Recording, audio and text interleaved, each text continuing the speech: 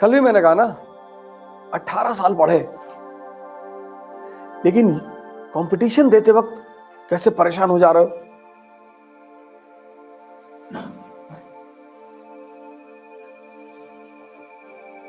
18 साल पढ़ चुके हो, 18 साल। अब पढ़ना नहीं है। अर्जुन, युधिष्ठिर, नकुल, सहदेव, भीम, दुर्योधन, सबने युद्ध किससे सीखा? द्रोणाचार्य से। लेकिन महाभारत का जब युद्ध है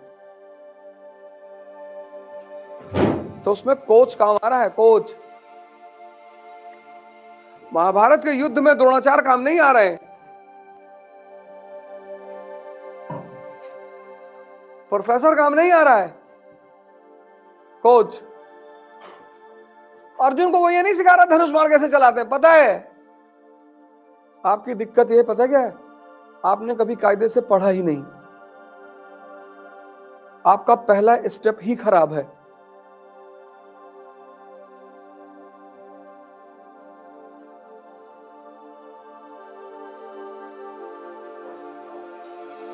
और ये चीज आप कभी मानेंगे नहीं। इतनी बेसिक से कौन पढ़ाएगा यार? इतनी बेसिक से अगर पढ़ाएगा तो कितना टाइम लगेगा? तुम सोच कर देखो, हर सब्जेक्ट में अगर आदमी इतनी बेसिक से छोटी छोटी चीजें, वो भी जब आप ग्रेजुएशन कर चुके हैं, पोस्ट ग्रेजुएशन कर चुके हैं, पीएचडी कर रहे हैं,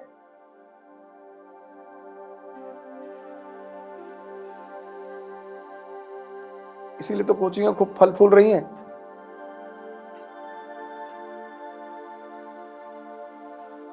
और जिनका नाम ज्यादा हो गया है वो ज्यादा लूट रही हैं। वो सक्सेसफुल लड़कों की तो फोटो छापती हैं, और फेलियर की सक्सेस तो 1% होता है ना, 99 उनकी जिम्मेदारी कौन लेगा? वो जो सक्सेसफुल हो रहे हैं वो तो चलो, उसमें से बहुत सारे तो डिजर्व करते हैं। भाई कई सारे ऐसे लोग हैं जिनके परिवार में ब्यूरोक्रेट है, माँ बाप है, वो बता देते हैं कि ऐसे पढ़ना है। बहुत सारे लोग बहुत अच्छे अच्छे स्कूलों में पढ़े। हमारी बेटियां पढ़ती कोठारी इंटरनेशनल नोएडा में, क्या स्कूल है, क्या पढ़ाते हैं बच्चों को। मतलब हमें लगता है कि अगर बाय द वे कभी उन्हें आईएएस देना हुआ तो उन्हें कोचिंग जाने की जरूरत ही नहीं पड़ेगी, कितना अच्छा पढ़ा रहे। घर पे किसी को कुछ बताने की जरूरत ही नहीं पड़ती, ऐसे को रिलेट करके पढ़ा रहे हैं, कनेक्ट करके पढ़ा रहे हैं, समझा कर पढ़ा रहे हैं।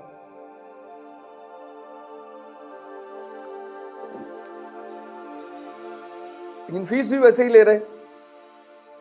इसीलिए तो स्कूल इस देश में सबसे अच्छे हैं प्राइवेट, और हॉस्पिटल सबसे अच्छे हैं प्राइवेट। आज प्रधानमंत्री को बड़ा इल्जाम लग रहा है कि सब कुछ प्राइवेट कर दे रहे हैं, तो सरकारी में पिछले 30 साल में हो क्या रहा था? कौन जा रहा है सरकारी में जिसके पास पैसा नहीं है? तुम जाओ सरकारी हॉस्पिटल में टिड बैग लगवाने, और तुम्हारा हाथ कट गया लोहे से, और तुम सरकारी हॉस्पिटल चले गए, और जिस बंदे को हॉस्पिटल में इंजेक्शन लगाना है वो मोबाइल में बात कर रहा है, और बात करते करते उसने इंजेक्शन डाल दिया, और पता लगा बगल वाले को डाल दिया, फिर वो पलट के चिल्ला भी रहा तुम्हारे ऊपर। कायदे से नहीं खड़ा हो पा रहे हो। फ्री है लेकिन जान जा सकती है। और प्राइवेट हॉस्पिटल में एंटरटेन करते हैं, आपको गाना सुनाते हैं, पूछते रहते हैं सर दर्द तो नहीं हो रहा? नहीं नहीं नहीं, कभी कभी तो निडल टच करा के उठा लिया कि सर पता चला? नहीं पता तो नहीं चला। हाँ, कितना? 2200 रुपया। ये जितने प्राइवेट हॉस्पिटल हैं, जितने प्राइवेट स्कूल हैं, सब गवर्नमेंट को पैसा, कोई भी गवर्नमेंट हो, सब पैसा लेते हैं, सबको पैसा पहुंचाते हो। इनके खिलाफ कभी शिकायत करके देखो, इनके खिलाफ कभी एक्शन नहीं होता।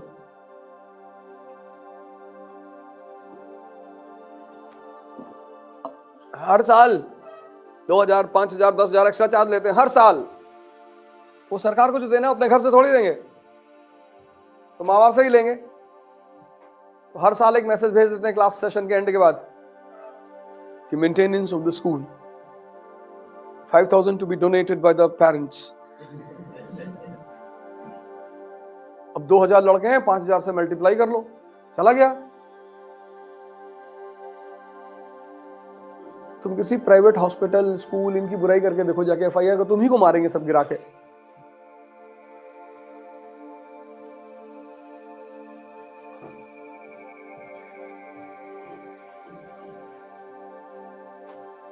इस देश में सरकारी बचा ही क्या।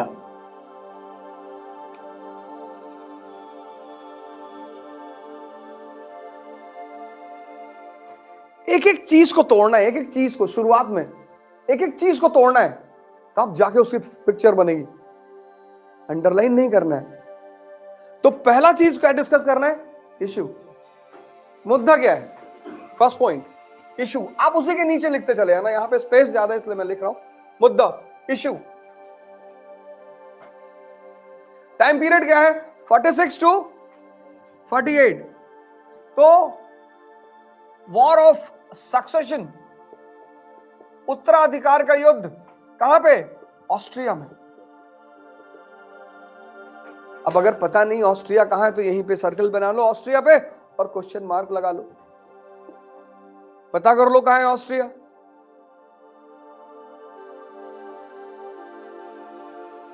यूरोप की बहुत प्रमुख कंट्री है, प्री मॉडर्न वर्ल्ड में बड़ी शक्तिशाली कंट्री थी।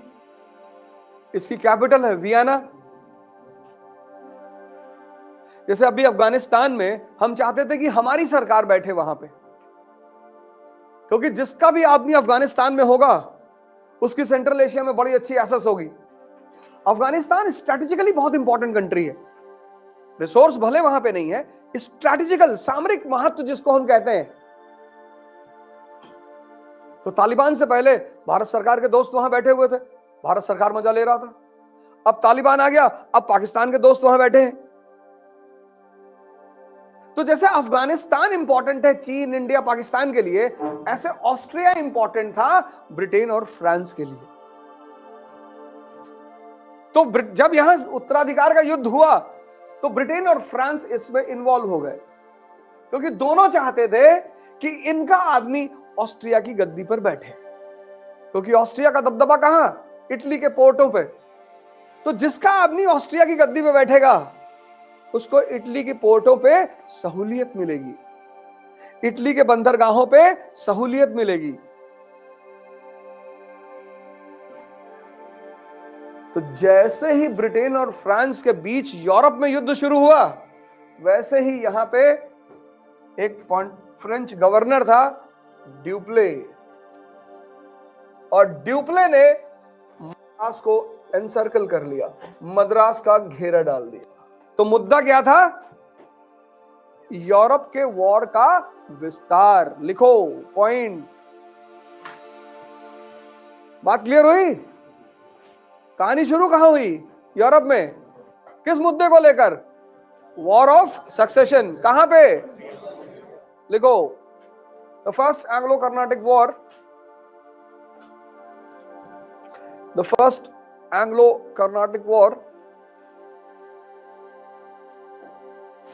was the expansion of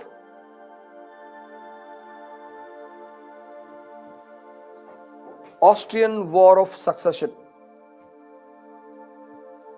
Expansion, इस वर्ड को अंडरलाइन करना, expansion. The first Anglo-Carnatic War was the expansion of Austrian War of Succession. Expansion of Austrian War of Succession. With the beginning of this war in Europe, with the beginning of this war in Europe,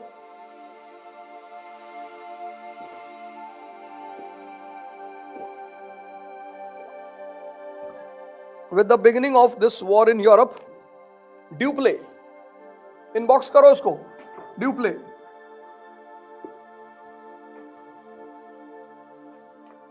Duplé, the French governor of Pondicherry. Duplé, the French governor of Pondicherry, encircled Madras. Encircle मतलब घेरा डालना। Duplex, the French governor of Pondicherry, encircled Madras. ठीक, पहला point clear. किसने घेरा डाला? कर्नाटक का नवाब कौन? अनवरुद्दीन। अब सुन लो, सेकंड पॉइंट लिख लो, इंपॉर्टेंट इवेंट। पहले सुनो फिर लिखना है। Important event,